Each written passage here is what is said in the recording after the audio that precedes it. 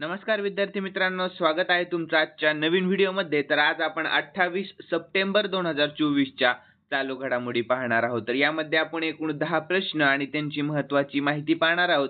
आणि मित्रांनो, तुम्हाला जर या व्हिडिओची PDF हवी असेल तर व्हिडिओच्या डिस्क्रिप्शन बॉक्समध्ये आपल्या टेलिग्राम चॅनलची लिंक आहे. तेथे तुम्हाला सर्व व्हिडिओच्या PDF अगदी फ्रीमध्ये मिळतील. तर मित्रांनो, वेळ वाया न घालवता या व्हिडिओला सुरुवात करूयात.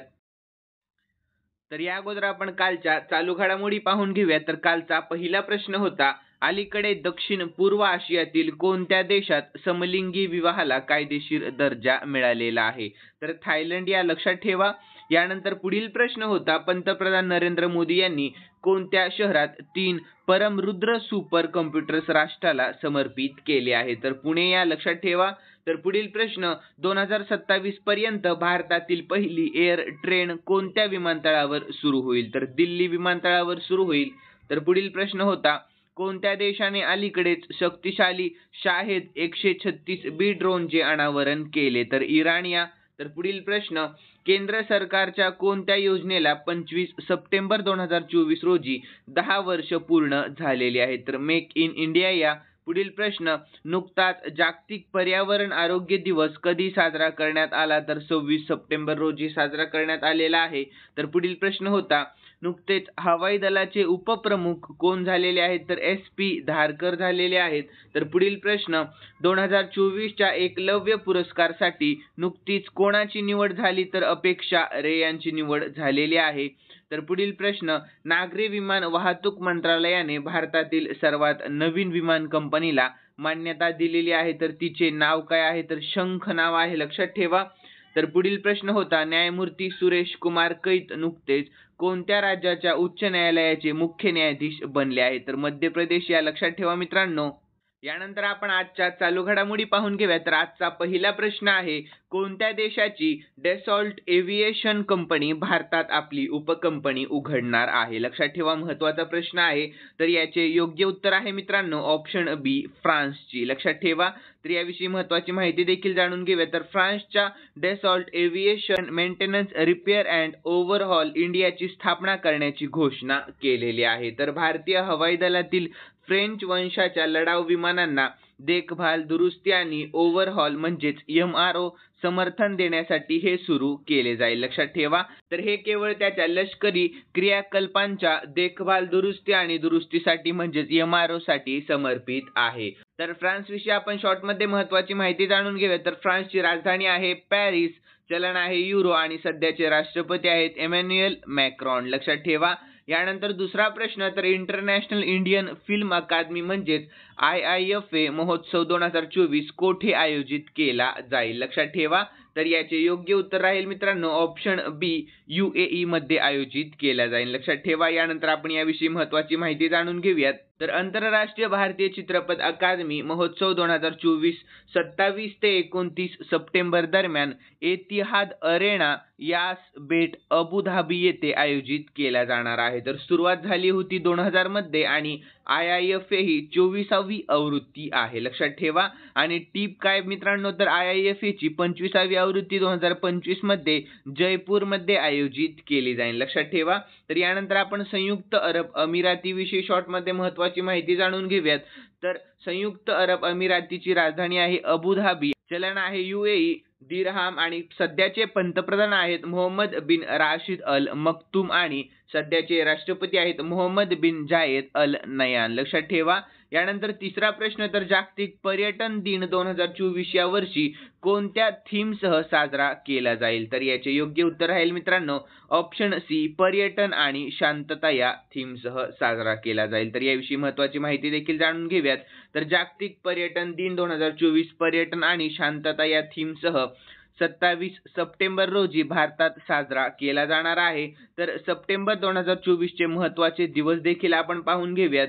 तर 2 सप्टेंबरला जागतिक नारळ दिवस साजरा करण्यात आलेला होता. 5 सप्टेंबरला शिक्षक दिन, 8 सप्टेंबरला आंतरराष्ट्रीय साक्षरता दिवस साजरा करण्यात आलेला होता आणि 10 सप्टेंबरला जागतिक आत्महत्या प्रतिबंध दिन साजरा करण्यात आलेला होता आणि 14 सप्टेंबरला राष्ट्रीय हिंदी दिवस साजरा करण्यात आला. 15 सप्टेंबरला अभियंता दिवस साजरा करण्यात आलेला होता आणि आंतरराष्ट्रीय लोकशाही दिवस देखील 15 सप्टेंबरला साजरा करण्यात आलेला होता. आणि 16 सप्टेंबरला जागतिक ओझोन दिवस, 18 सप्टेंबरला जागतिक बांबू दिवस साजरा करण्यात आला आणि 21 सप्टेंबरला आंतरराष्ट्रीय शांतता दिवस आणि जागतिक अल्झायमर दिवस साजरा करण्यात आलेला होता. आणि 22 सप्टेंबरला जागतिक गेंडा दिवस साजरा करण्यात आला. लक्षात ठेवा मित्रांनो. यानंतर चौथा प्रश्न, तर नुकत्याच जाहीर झालेल्या ग्लोबल इनोव्हेशन इंडेक्स 2024 मध्ये भारताचे स्थान कोणते आहे? तर याचे योग्य उत्तर राहील ऑप्शन डी, 39वे स्थान आहे. कितवे स्थान आहे? 39वे. लक्षात ठेवा. तर याविषयी आपण महत्त्वाची माहिती देखील जाणून घेऊयात. तर 2024 ग्लोबल इनोव्हेशन इंडेक्स म्हणजे GII मध्ये भारताचे रँकिंग एका स्थानाने वाढून 39 झालेले आहे. तर मागील 2023च्या आवृत्तीत भारत जगात 40व्या क्रमांकावर होता. तर जारीकर्ता काय आहे? तर जागतिक बौद्धिक संपदा संघटना 17वी आवृत्ती आहे. लक्षात ठेवा. आणि टॉप 3 पाहून घेऊयात आपण देश. तर स्वित्झर्लंड, स्वीडन, अमेरिका आणि शेवटचे स्थान कोणाला आहे? तर अंगोला 133वे स्थान आहे. लक्षात ठेवा. यानंतर मित्रांनो, जागतिक बौद्धिक संपदा संघटनाविषयी आपण शॉर्टमध्ये महत्त्वाची माहिती जाणून घेऊयात. तर WIPO ची स्थापना झालेली आहे 1967 मध्ये संयुक्त राष्ट्रांची एक विशेष संस्था म्हणून झालेली आहे. लक्षात ठेवा. आणि मुख्यालय कोठे आहे? तर जिनिव्हा, स्वित्झर्लंडमध्ये मुख्यालय आहे. आणि सध्याचे महासंचालक आहेत डॅरेन टॅग. आणि सदस्य देश किती आहेत? 193 सदस्य देश आहेत. लक्षात ठेवा मित्रांनो. यानंतर पुढील प्रश्न 5वा पाहूया. तर इंडियन केमिकल कौन्सिल्स म्हणजेच ICC जीवन गौरव पुरस्कार 2023 ने कोणाला सन्मानित करण्यात आलेले आहे? तर याचे योग्य उत्तर राहील option A, Deepak C Mehta यांना सन्मानित करण्यात आलेले आहे. कोणाला? दीपक सी मेहता यांना. यानंतर 6वा प्रश्न, तर अलीकडेच सलग दुसऱ्यांदा कोणाची FIA च्या अध्यक्षपदी निवड झालेली आहे? तर याचे योग्य उत्तर राहील ऑप्शन बी, तय्यब इकराम यांची. कोणाची? तय्यब इकराम यांची. ठीक आहे, लक्षात ठेवा. यानंतर आपण याविषयी शॉर्टमध्ये महत्त्वाची माहिती जाणून घेऊयात. तर आंतरराष्ट्रीय हॉकी संघटनाची मुख्यालय कोठे आहे? लॉसने, स्वित्झर्लंडमध्ये आहे. स्थापना झालेली आहे 7 जानेवारी 1924 मध्ये आणि सध्याचे अध्यक्ष तय्यब इकराम आहेत. लक्षात ठेवा. यानंतर 7वा प्रश्न पाहूया. तर पंतप्रधान मोदींनी अलीकडेच समिट ऑफ द फ्युचर कोठे संबोधित केलेले आहे? तर याचे योग्य उत्तर ऑप्शन बी, न्यूयॉर्क मध्ये केलेले आहे. कोठे केलेले आहे? न्यूयॉर्क मध्ये. तर याविषयी महत्त्वाची माहिती देखील जाणून घेऊया. तर पंतप्रधान नरेंद्र मोदी यांनी न्यूयॉर्क USA येथे मोदी आणि अमेरिका कार्यक्रमात अनिवासी भारतीयांना संबोधित केलेले आहे. लक्षात ठेवा. तर ते म्हणाले की आपला नमस्ते देखील स्थानिक ते जागतिक बहुराष्ट्रीय बनले आहे. लक्षात ठेवा. यानंतर 8वा प्रश्न, तर कोणत्या देशाचा क्रिकेटपटू शकीब अल हसनने कसोटी क्रिकेटमधून निवृत्ती जाहीर केलेली आहे? तर याचे योग्य उत्तर ऑप्शन बी, बांगलादेशच्या. कोणत्या? तर बांगलादेशच्या. यानंतर आपण याविषयी महत्त्वाची माहिती देखील जाणून घेऊया. तर बांगलादेशच्या अष्टपैलू खेळाडू शकीब अल हसनने कसोटी क्रिकेटमधून निवृत्ती जाहीर केलेली आहे. तर मीरपूरमध्ये दक्षिण आफ्रिकेविरुद्धच्या घरच्या मालिकेनंतर तो कसोटी क्रिकेटमधून निवृत्ती घेणार आहे. तर शकीबने देखील T20 आंतरराष्ट्रीय मधून तत्काळ निवृत्तीची पुष्टी केलेली आहे. तर शकीब हा जागतिक क्रिकेटमधील सर्वोत्तम अष्टपैलू खेळाडूंपैकी एक आहे. आणि बांगलादेश विषयी देखील आपण शॉर्टमध्ये महत्त्वाची माहिती जाणून घेऊया. तर बांगलादेशची राजधानी आहे ढाका आणि चलन आहे बांगलादेशी टाका. राष्ट्रपती सध्याचे मोहम्मद शहाबुद्दीन आहेत. लक्षात ठेवा.